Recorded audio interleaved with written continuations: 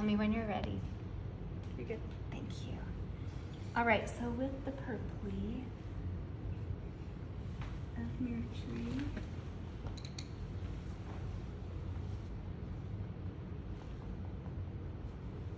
I mean, I just can't help it. I'm gonna go into the watercolor right now.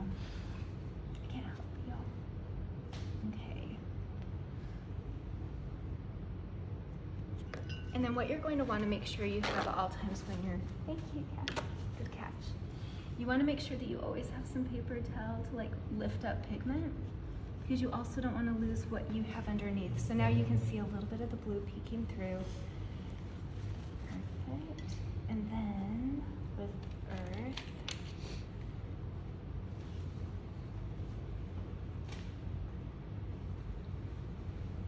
all right, we have the green of the land.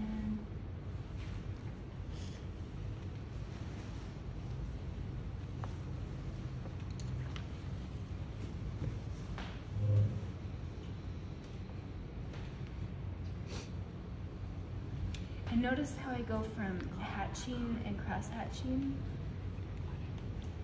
Is it raining? Yeah. It's a perfect day to be indoors painting. This is perfect. They kind of remembered it. Remember to umbrella? All right, so we're gonna just lightly lay in earth. And then look how I'm using the purple Prisma to create that deeper value for earth. So it looks like the shadow is here.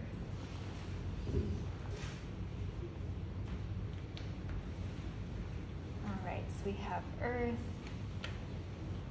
and then we have Jupiter. And notice how Jupiter, I'm following the line work of the planet. So you want to use the same line work that's there.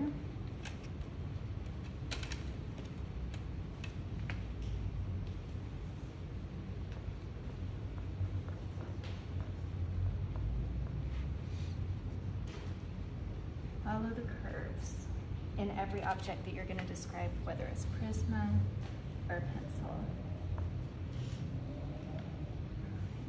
Keep squinting your eyes. And it goes behind the cloud.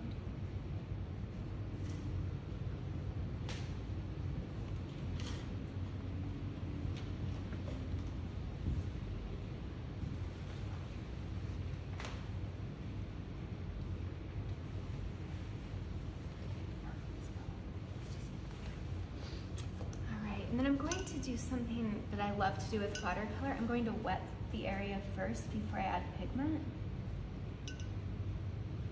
And then like pick a little bit of it up. And then I'm going to mix. So you can see I'm going to use the white of the palette to mix color before I lay it onto the paper. And I'm just gonna drop in color.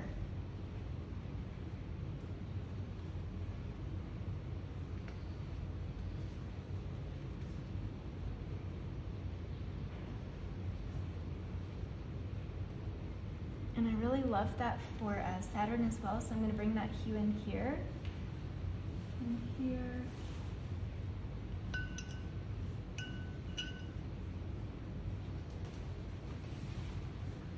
As I go over the ring, so I'm going to leave that part blank. Anything you want white or light, you want to leave blank. And then it starts forming a shape here, here.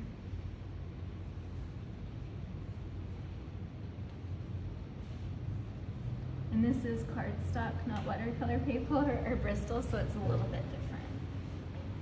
So we've got that line work in. All right, perfect. And then I was going to stop there. So once that dries, I'll do the golden ring around Saturn. But what I'm going to do now is on this side, I'm going to show you a wet on wet technique that I love using. Again, this is not watercolor paper, so I'm gonna trade this with you, Cass. Or in fact, tomorrow I'm gonna come over there, I think, so that I can work. Always position yourself where you are creating for greater ease. Thank you. All right, so I'm going to go ahead and wet this part. And this is cardstock. You are going to be using Bristol board. Yours is gonna turn out so much better. This is for classroom purposes only. So you want to go around anything you do not want to have the watercolor on it, but I do think there would be a little bit of a reflection here and here. I'm gonna go all the way up to the lamppost. I'm gonna show you here that in fact you would want the same values to extend. So go ahead and do the other side of the lamppost. Notice that I'm not going into the green of the grass.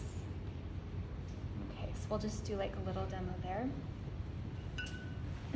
What I did prior to our demonstration is I took water and I put some into each of the little cups. If you do not do this and let it sit for at least 10 minutes, you will not get these beautiful values. So you must let it saturate and soak up the water. Always test first before you place.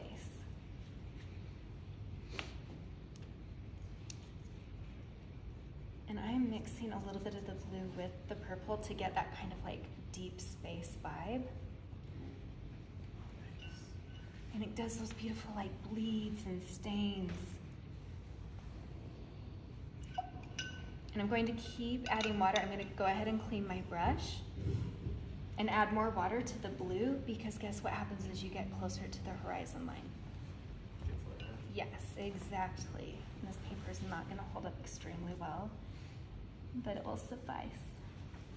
You always want to lay in your lightest values first, and you want for it to transcend into the entirety of the picture plane. But with that wet on wet, like look at how you can just drop color. And then you can always, always, always, I'm gonna transcend this. I know that a little bit would be reflected there, there. How long you have to wait for it gets dry? Usually like probably 20-30 minutes, because we live, like in Utah it would take longer because there's no humidity, but in Savannah things dry pretty quickly. But look how you can also lift up, you can use the subtractive method like even with your paper towel and create like visual interest there as well.